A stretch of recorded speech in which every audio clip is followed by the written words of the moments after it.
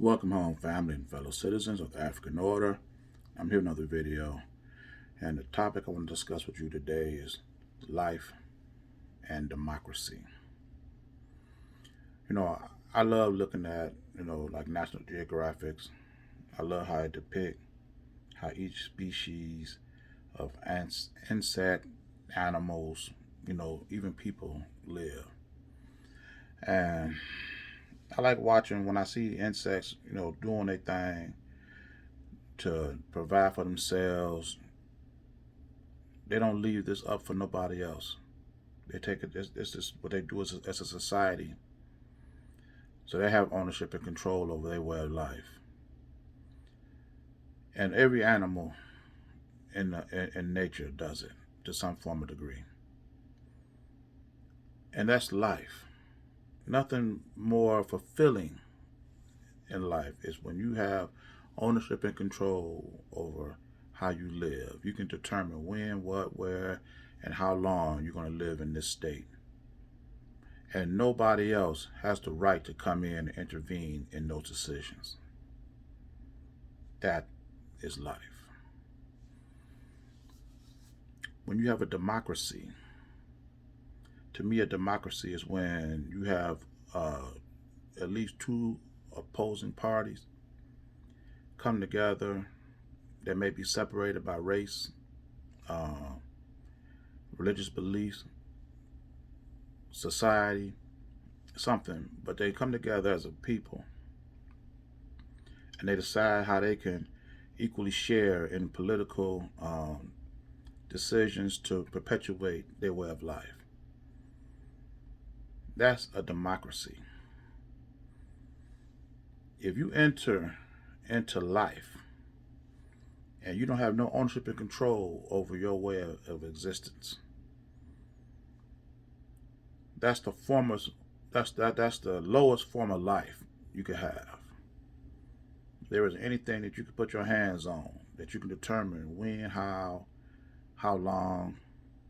That's sad.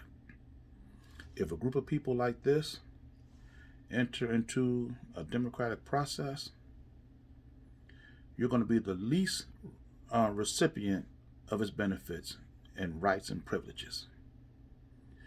So even if you have no provisions whatsoever, you will receive no more than the people who come into a democratic process that have the least. Because if you don't have what everybody else have, you're going to automatically receive the least out of everybody else.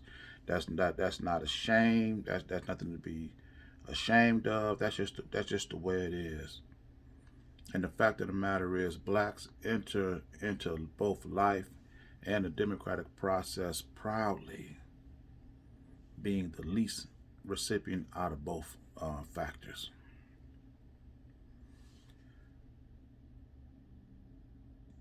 And the sad part about that is the effort that we take, that we put in building businesses and industries for other people. We can take that and build our own and have determining an authority over our way of life. And nobody could come in and take it from us. No other race of people on the planet. There's an insect, a group of people, a school of fish, whatever, would do the same thing that blacks do. Build for somebody else and then turn around and receive an allowance for doing it. And not only that, black people are the only people that build businesses and industries that's been around for hundreds of years and receive the least benefit of them all and complain every step of the way. Now that nobody else will do.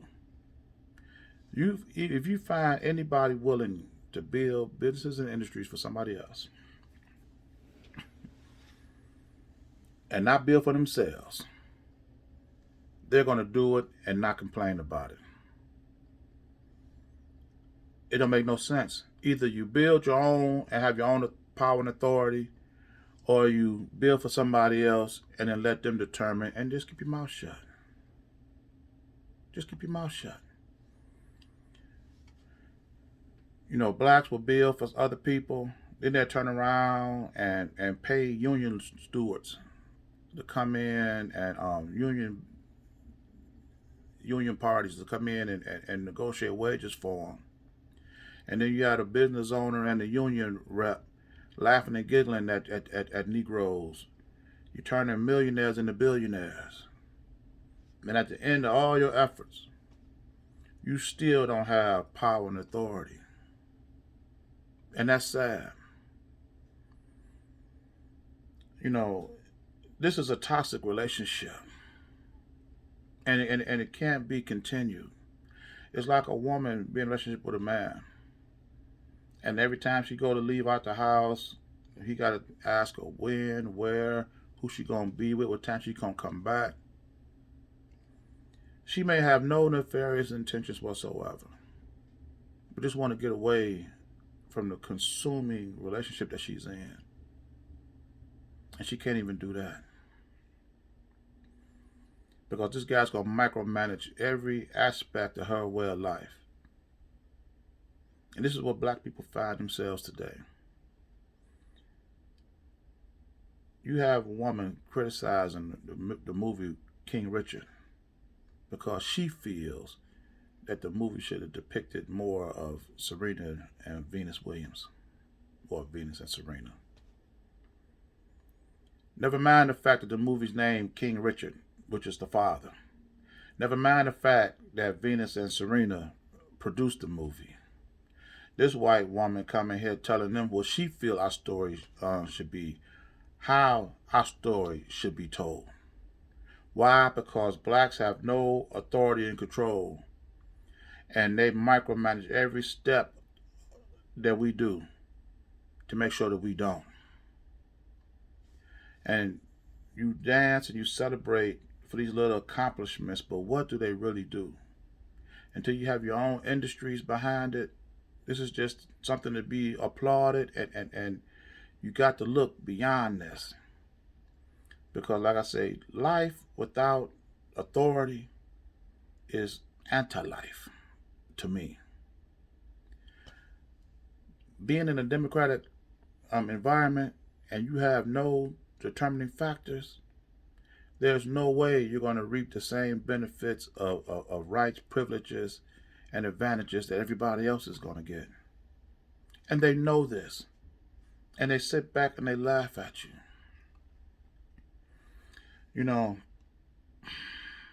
Until we realize this, because this is common sense.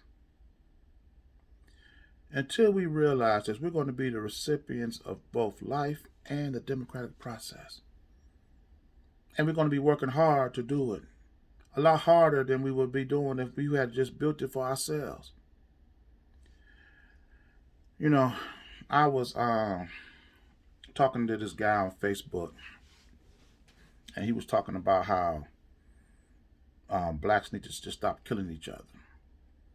Despite not coming together, despite not building anything for ourselves, don't worry about, all those things. Just stop killing each other.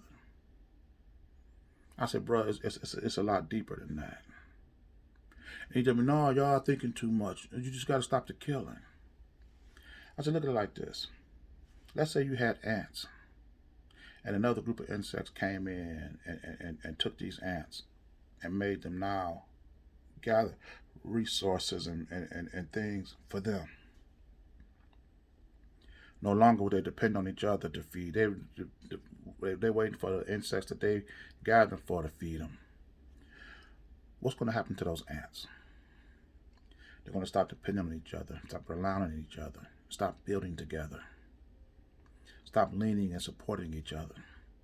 And eventually they're going to start killing each other. And it's not going to just stop just because somebody wanted to stop. They got to get back to what they were before these insects came in and shift their social norms. The same thing that happened to those ants is happened to black people. And we're not going to get out of it until we get back what we had stripped from us.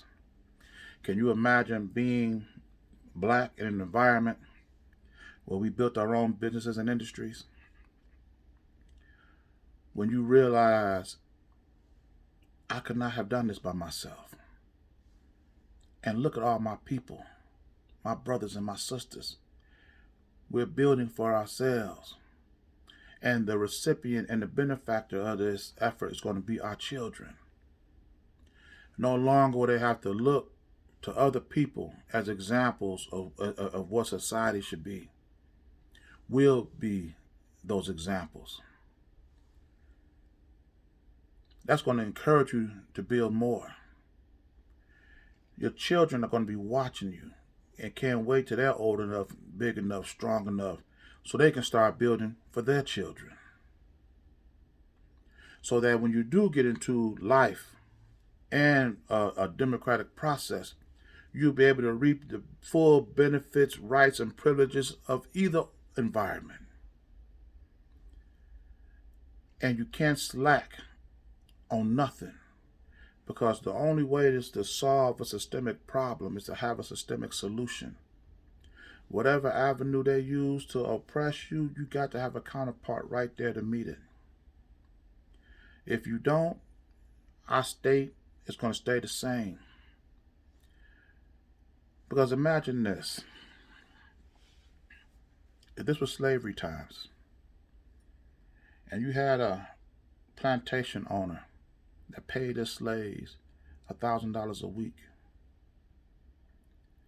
but gave them no time off, no personal time, told them when they can come, when they could go.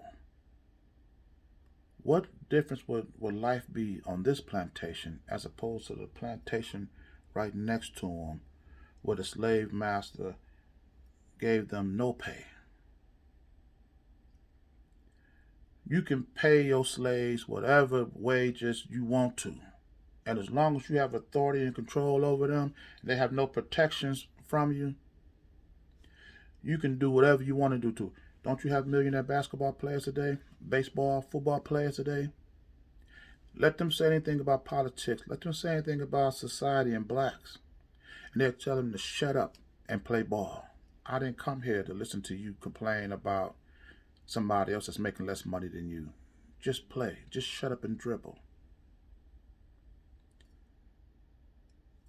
Until you get to the point where you mark your territory and you defend your land and you have ownership and control and authority over your way of existence, they're going to continue telling you just to shut up and do whatever they want you to do. And like I said, this is LeBron James, one of the biggest basketball players out there.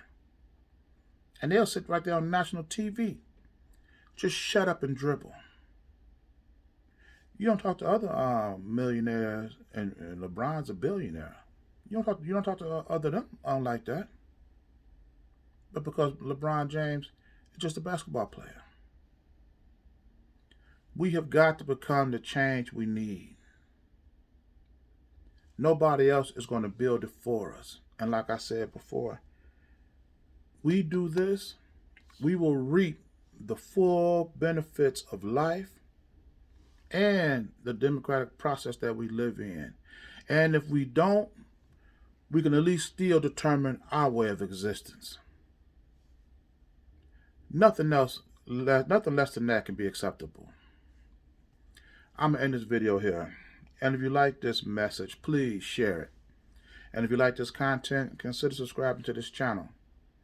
And with this video, as with all my videos, it is for the complete liberation of my people. And I'll see you in my next message. Ashe.